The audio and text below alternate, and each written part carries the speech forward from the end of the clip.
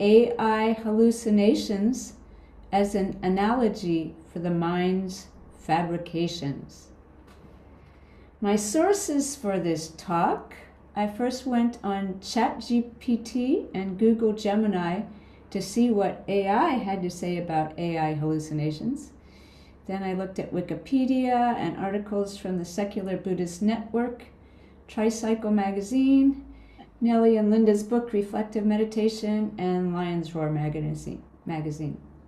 So AI says that an AI hallucination is when an AI system produces information that sounds believable but is actually incorrect, made up, or not supported by the data it was given. Common ways this shows up is in inventing names, dates, citations, or events, giving a confident explanation that doesn't logically match the evidence, inventing research or citations that don't exist, misstating dates, statistics, or names or events, or visual hallucinations such as extra limbs, impossible geometry, or describing events or objects that never occurred or details that are not present in the image. And why do hallucinations happen? They are a structural consequence of how generative AI works. It has prediction-based architecture, and they generate the next likely word, not necessarily the correct one. There's a lack of grounding. Without external verified sources, the model relies only on patterns in its training data, and biased or incomplete training data causes the model to fill in missing information. Why does this matter, and can it do harm? Yes, in medical diagnoses, you can misidentify conditions,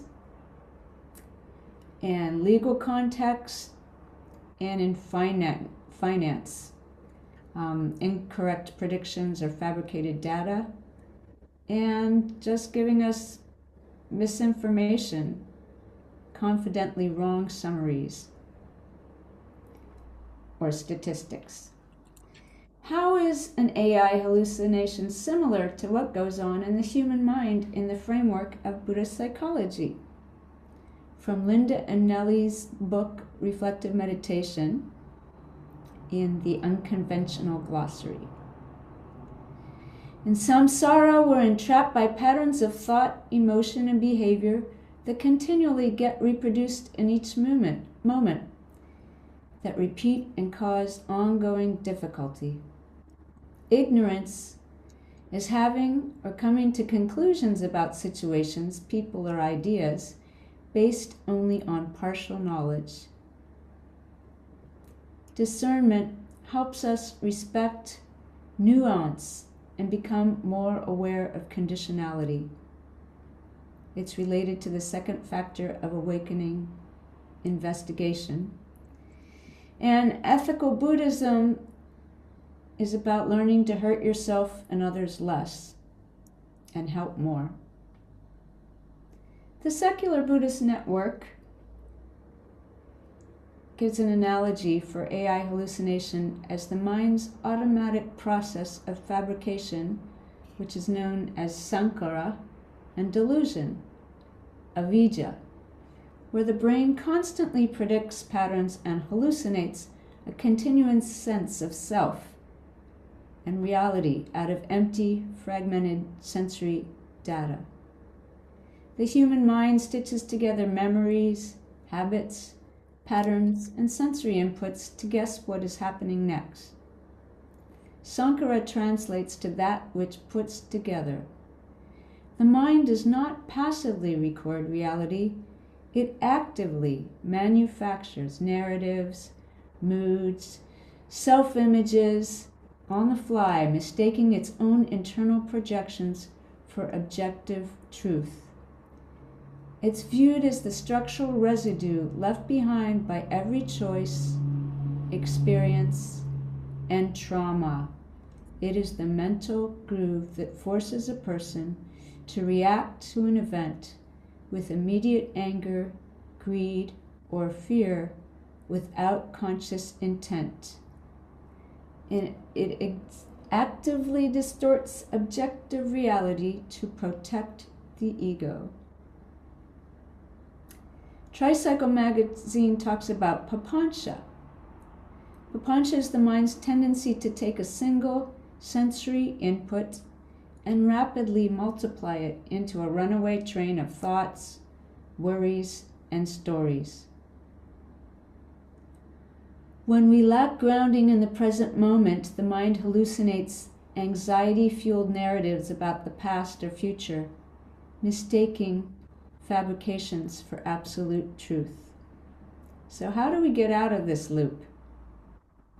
The goal of secular practice is to cultivate mindfulness or sati and free the mind from blind reactivity to changing life conditions. It involves two key actions: recognizing that all things depend on shifting circumstances, causes, and conditions, and the importance of cultivating healthy skepticism and equanimity to stop automatic emotional habits.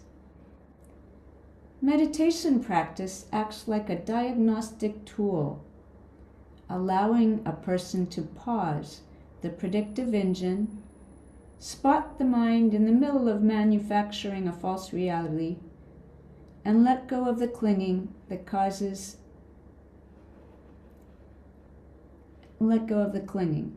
Reflective meditation suggests that we pause and observe our automated mental formations without buying into them.